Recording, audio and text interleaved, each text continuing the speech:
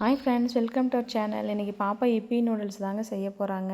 இது வாங்கிட்டு வந்து ஒரு 2-3 டேஸ் இருக்குங்க. அது எப்படா செய்யலாம் அப்படின்னு சொல்லிட்டு இருந்தாங்க. இப்போ அவங்களே செய்ய ஆரம்பிச்சிட்டாங்க.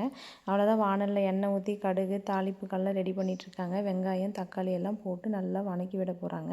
வணக்கி விட்டதுக்கப்புறம் நம்ம சிம்மில் வச்சு அப்படியே கொஞ்சம் வச்சுட்டு அதுக்கப்புறம் தண்ணி ஊற்றி நல்லா கொதிச்சதுக்கப்புறம் நூடுல்ஸ் போட்டு இறக்க போகிறோம். அதுக்குள்ளே இடையில வந்து விளையாட்டு, பாப்பா கூட போய் பாருங்கள் விளையாடிட்டுருக்க. அப்படி 2 பேரும் ஒரே விளையாட்டு தாங்க. இங்கே பாருங்களேன் என்ன பண்ணிகிட்ருக்காங்க. அடுப்பில் வந்து வச்சுட்டு போய் இப்படி விளையாடிட்டுருக்கா பாருங்களேன். அவ்வளோதாங்க, வந்துட்டாங்க. வந்து அதெல்லாம் இருக்கிறதெல்லாம் பேக்கேஜ் எல்லாம் ஓப்பன் பண்ணி அதில் இருக்கிற நூடுல்ஸ் எல்லாம் எடுத்து வச்சு நம்ம இப்போ போட போகிறோம்.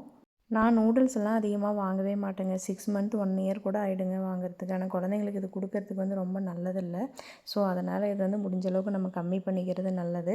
ஆனால் என்ன இந்த மாதிரி எல்லாம் பார்க்கும்போது தான் உங்களுக்கு ஃபேஸ் ரொம்ப பிரைட் ஆகுது. இப்பி நூடுல்ஸ்னாவே அதில் இன்ஸ்டண்ட்டாக பொடியெல்லாம் கொடுத்துட்றாங்க. அது கூட நம்ம அப்படியே எக்கு 2 ஆட் பண்ணி அதில் சால்ட்டு பெப்பரும் ஆட் பண்ணி நம்ம கலந்து சாப்பிடும்போது அது இன்னும் கொஞ்சம் டேஸ்ட் டிஃப்ரெண்ட்டாக இருக்கும். உங்களுக்கு யாருக்கெல்லாம் நூடுல்ஸ் பிடிக்குன்னு சொல்லுங்கள். குட்டீஸ்க்கெல்லாம் கண்டிப்பாக பிடிச்சிருக்கும். அவ்வளோதாங்க, ஃபைனலாக வந்து நூடுல்ஸ் வந்து ரெடி ஆகிடுச்சு. அவ்வளோதான், எக்கு போட்டு நம்ம கிளறி விட போகிறோம். அவ்வளோதான், குட்டீஸ்க்கு கொடுத்து அவங்களுடைய ஃபேஸில் என்ன ஒரு ரியாக்ஷன் வரப்போகுதுன்னு பார்க்கலாம் வாங்க. பாப்பாவுக்கு கிளற வராதனால நானே கிளறிட்டேன். வாங்க எப்படி அவங்களுக்கு கொடுத்து பார்க்கலாம். சூப்பர்னு சொல்லிட்டாங்க பாருங்களேன்.